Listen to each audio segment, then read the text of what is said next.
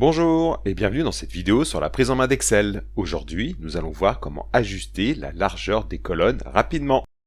C'est parti!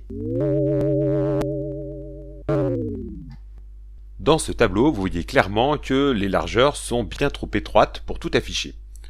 Et vous voyez même qu'en colonne B par exemple ou en colonne J, il y a des dièses. Pourquoi? Parce qu'à l'intérieur, il y a des dates et des nombres que Excel ne peut pas tout afficher. Et donc, à la place, Excel affiche des dièses pour montrer que justement, il faut élargir les colonnes. Alors, si je veux élargir mes colonnes, je peux sélectionner toutes mes colonnes et toutes les mettre à la même largeur. Mais vous voyez que c'est peut-être un peu dommage. Pourquoi? Parce qu'il y a certaines colonnes qui du coup sont beaucoup trop larges pour ce qu'il y a à afficher. Par exemple, la colonne âge, si elle était à peu près de cette taille-là, ça serait largement suffisant.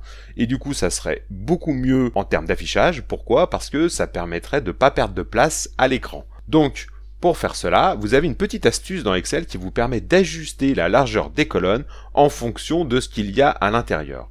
Pour faire cela, il suffit de sélectionner toutes les colonnes du tableau et au lieu de déplacer le curseur comme je l'ai fait précédemment, vous allez vous contenter de faire un double clic à l'extrémité droite de n'importe laquelle des colonnes sélectionnées et vous allez voir que automatiquement Excel va ajuster la largeur à ce qu'il y a à l'intérieur. Si je prends par exemple matricule, on voit que Excel s'est automatiquement ajusté pour que tout puisse être affiché sans perte de place. Pareil pour date de naissance, où là vous voyez que la colonne est assez large pour justement pouvoir afficher date de naissance dans le titre de la colonne. Pareil pour l'âge, vous voyez que la colonne est très réduite pour ne pas perdre d'espace.